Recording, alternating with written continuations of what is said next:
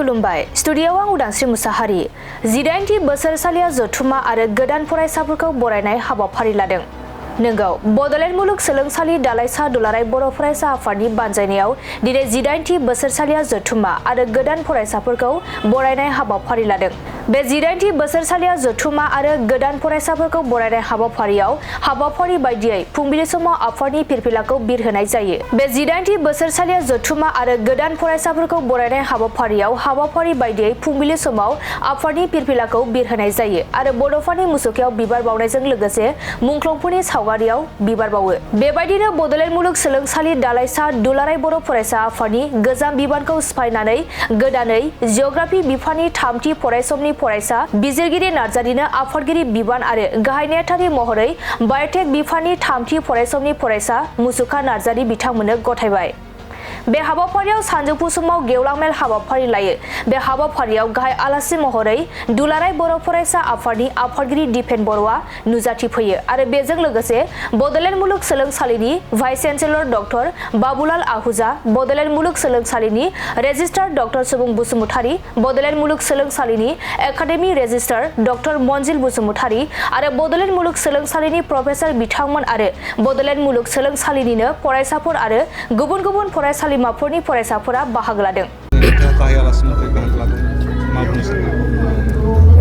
बड'लेण्ड मुलुग सोलोंसालि बे इनस्टिटिउसनाव दुलाराय बर' फरायसा आफादा इउनिट कमिटि महरै थांनाय गोलाव बोसोरनि सिगाङाव दाजादोंमोन आरो बे मुलुग सोलोंसालियाव बर'नि जिखिनि यां जेनेरेसन जायफोरा मास्टार डिग्री पारसु खालामबाय थादों बिथांमोननि जिखिनि केरियार, बिथांमोननि डेडिकेसन आरो गावबा गावनि सोलोंथाइ लानायजों लोगोसे डिग्री लानायजों लोगोसे माहारिनि फारसे जिखिनि कमिटमेन्ट जों सानो जे साफा स्टुडेन्टआ जेला इउनिभार्सिटि लेभेलाव मोनहैयो बिथांमोननियाव जथेस्थ केपासिटि, पार्सनेलिटि आरो हारिखौ लानानै बिथांमोननि जिखिनि सिरियासनेस बियो जोबोद राफोद जायो आरो दिनै बेयाव जि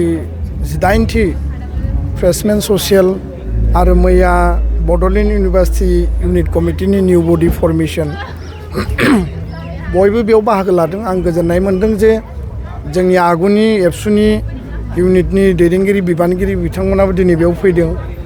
मैया गोदान कमिटि जाबाय आरो थांनाय बोसोरनि जिखिनि कमिटिमोन बिथांमोना खोब मोजाङै दैदेनलांबाय। बड'लेण्ड इउनिभार्सिटि स्टुडेन्ट इउनियन जि जेनेरेल इउनियन बडि दङ बिथांमोनजोंबो तालमेल खालामनानै बिनि भाइस चेन्सेलर बिनि रेजिस्ट्रारजों जिहेथु बे इउनिभार्सिटिया दाबो आरोबाव ग्र' जाबावनांगौ खारन बेयो स्टेट इउनिभार्सिटि, बेयाव साफिसियेन्ट फान्ड नांगौ, साफिसियेन्ट इनफ्रास्ट्राक्चार, हस्टेलनिफ्राय लानानै क्लासरुमनिफ्राय लानानै नाम्बार अफ स्टुडेन्टआ बेयाव बारायलांगासिनो दङ। गोदानै देग्लायनिफ्राय बड'लेण्ड इउनिभार्सिटि उदालगुरि केम्पास बेयाव एक्सटेन्ड खालामनानै गायसननाय जाबाय।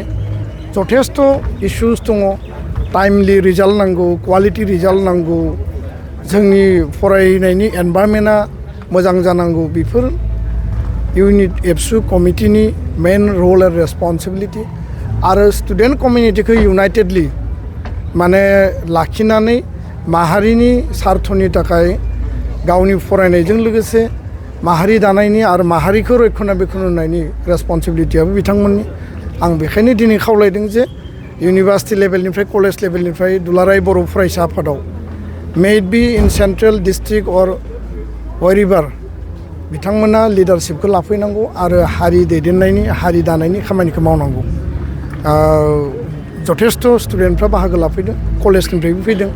मोजां हाबाफारि मिजिंथिदों इयुनाव हारिनि अस्तित्वनि जि मोनसे जुजिनाय जोंनि इउनिभार्सिटियाव फरायनाय, कलेजाव फरायनाय स्टुडेन्टफ्रा मैखोमै बिथांमोना बिफाव लागोन। गोजोन्थों।